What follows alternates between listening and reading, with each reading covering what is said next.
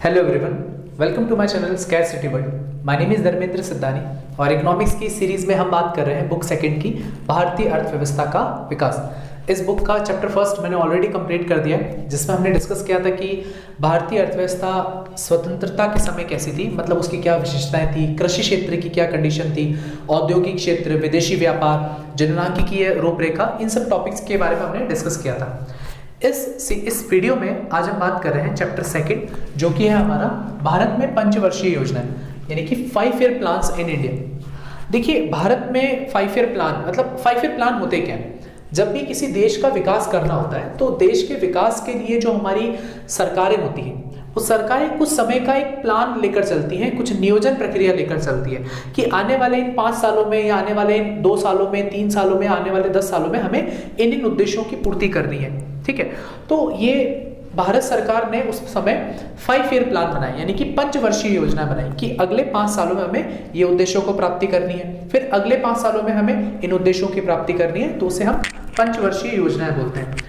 तो भारत में आर्थिक नियोजन किया गया। तो आर्थिक नियोजन का मतलब क्या होता है कि कोई भी एक ऐसी केंद्रीय बॉडी जो होती है, यानी केंद्रीय सरकार आप ले लो, या कोई भी एक ऐसी समिति जो क्या करती है, योजना बनाने का कार्य करती है, और उन योजना बनाने के बाद उन योजनाओं को बनाते समय जो अपने उद्देश्यों के बारे में सोचा था, उन उद्देश्यों की पूर्ति के लिए कार्य करती है, जिससे देश का विकास हो सके। भारत में जो योजना बनाने का कार्य था वो योजना आयोग को दिया गया। भारत में योजना आयोग की स्थापना 1950 में हुई, जिसे हम इंग्लिश में प्लानिंग कमीशन बोलते हैं। और योजना आयोग की जो स्थापना थी, उसके जो चेयरमैन थे वो थे उस समय के प्रधानमंत्री, प्राइम मिनिस्टर, जो कि उस टाइम थे पंडित जवाहरलाल नेहरू जी। और ये जो योजना आयोग था ये PC Mahalanobis, professor PC Mahalanobis की अध्यक्षता में स्थापित हुआ था, यानी 1950 के अंदर योजना आयोग की स्थापना हुई थी। हालांकि अभी योजना आयोग का नाम चेंज कर दिया है, अभी प्लानिंग कमीशन को नीति आयोग कहते हैं, नीति आयोग के नाम से जाना जाता है, जिसका फुल फॉर्म भी है national institution for transforming India, national institution for transforming India. तो 1950 में जो योजना आयोग था, अभी 2015 में उसका नाम चेंज करके नीति आयोग कर दिया है। ठीक है, भारत में नियोजन की आवश्यकता क्यों पड़ी, मतलब ऐसी क्या जरूरत लगी जिससे हमें लगा कि भारत में पंचवर्षीय योजना हमें लागू करनी चाहिए। आपको मैंने जब फर्स्ट चैप्टर पढ़ाया था तो उसकी पहली वीडियो में मैंने आपको बताया था कि भारतीय अर्थव्यवस्था की क्या विशेषताएं थी स्वतंत्रता प्राप्ति के समय। तो स्वतंत्रता के समय भारतीय अर्थव्यवस्था एक पिछड़ी हुई अर्थव्यवस्था थी, गतिहीन अर्थव्यवस्था थी, है ना। गतिहीन अर्थव्यवस्था क्या होती है? जिसमें विकास की दर बिल्कुल कम होती है या नहीं होती है। ठीक है, मतलब जिस देश का विकास रुक जाता है उसे हम गतिहीन अर्थव्यवस्था कहते हैं। और पिछड़ी हुई अर्थव्यवस्था यानी बैकवर्ड इकोनॉमी, उस इकोनॉमी को बोलते हैं, उस अर्थव्यवस्था को बोलते हैं जिसमें प्रति व्यक्ति आय बहुत ही कम होती है।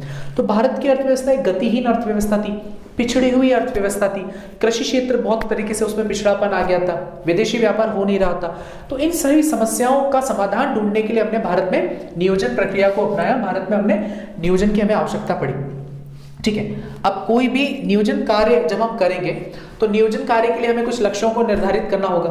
अच्छा, उससे पहले आपको ये पता होना चाहिए कि सोवियत संघ से प्रेरित होकर हमने नियोजन प्रक्रिया को अपनाया। भारत ने, कभी 1 नंबर का क्वेश्चन पूछ लिया जाता है कि भारत ने किस देश से प्रेरित होकर नियोजन प्रक्रिया को अपनाया, तो वो था सोवियत संघ। ठीक है, और भारत में जो योजनाएं जो बनाई गई, उन योजनाओं के दीर्घकालीन उद्देश्य क्या थे?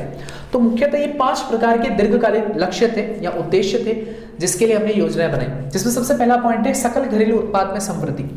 हमने सकल घरेलू उत्पाद के बारे में मैक्रो वाली सीरीज में पढ़ा था। सकल घरेलू उत्पाद, जिसको हम इंग्लिश में बोलते हैं जीडीपी, ग्रॉस डोमेस्टिक प्रोडक्ट, है ना। जीडीपी का मतलब क्या होता है कि एक लेखा वर्ष की अवधि के दौरान हम जितनी भी वस्तुओं सेवाओं को उत्पादन कर रहे हैं, उन वस्तुओं सेवाओं के बाजार मूल्य के योग को हम कहते हैं जीडीपी, सकल घरेलू उत्पाद। अब किसी भी देश में सकल घरेलू उत्पाद में वृद्धि कब होगी? जब हम उत्पादन ज्यादा करेंगे। उत्पादन ज्यादा होने का मतलब है कि कहीं ना कहीं हमें रोजगार के अवसर ज्यादा मिल रहे हैं, हमारा विकास हो रहा है, आर्थिक समृद्धि हो रही है ना। तो जब सकल घरेलू उत्पाद में लगातार वृद्धि होती है तो इस प्रक्रिया को कहते हैं आर्थिक समृद्धि, है ना, इकोनॉमिक डेवलपमेंट। आर्थिक समृद्धि की कई बार परिभाषा पूछ ली जाती है कि आर्थिक समृद्धि किसे कहते हैं। तो जब सकल घरेलू उत्पाद में, जब किसी देश के सकल घरेलू उत्पाद में लगातार वृद्धि हो तो उसे आर्थिक समृद्धि की स्थिति कहा जाता है। ठीक है, तो ये हमारा प्रथम उद्देश्य था कि देश में जो हमारा जीडीपी है उसमें वृद्धि होनी चाहिए। दूसरा हमारा उद्देश्य था पूर्ण रोजगार, यानी कि फुल एम्प्लॉयमेंट। पूर्ण रोजगार एक ऐसी अवस्था होती है जिसमें जितने लोग रोजगार की मांग कर रहे हैं एक पर्टिकुलर रेट पर, यानी कि एक जिस रेट पर वो काम करने के लिए रेडी है ना। तो पूर्ण रोजगार से अभिप्राय उस स्थिति से होता है जिसमें जितने लोग रोजगार की मांग कर रहे हैं मजदूरी की दर पर, उतने सभी लोगों को रोजगार मिल जाए, तो ये पूर्ण रोजगार की स्थिति होती है। तो भारत में कहीं ना कहीं उस टाइम पर बेरोजगारी की समस्या बहुत ही अधिक थी। तो भारत सरकार ये चाहती थी कि धीरे धीरे अब हम क्या करें कि लोगों को रोजगार प्रदान करें, और रोजगार तब हम प्रदान कर पाएंगे जब हम देश में ज्यादा सकल घरेलू उत्पाद में वृद्धि कर पाएंगे, क्योंकि जितना ज्यादा उत्पादन होगा उतने ज्यादा रोजगार के अवसरों में वृद्धि होगी। ठीक है, तो ये हमारा दूसरा उद्देश्य था, पूर्ण रोजगार का उद्देश्य। हालांकि पूर्ण रोजगार का मतलब शून्य बेरोजगारी नहीं होता। हमें लग रहा है कि पूर्ण रोजगार यानी सबको रोजगार मिल गया तो बेरोजगारी बिल्कुल भी नहीं रहेगी, हमेशा एक शून्य बेरोजगारी की स्थिति रहती है, जिसे हम संरचनात्मक बेरोजगारी कहते हैं। ठीक है, तो ये पूर्ण रोजगार हमारा दूसरा लक्ष्य या उद्देश्य था। तीसरा है न्यायोचित वितरण अथवा साम्य। न्यायोचित वितरण का मतलब क्या होता है?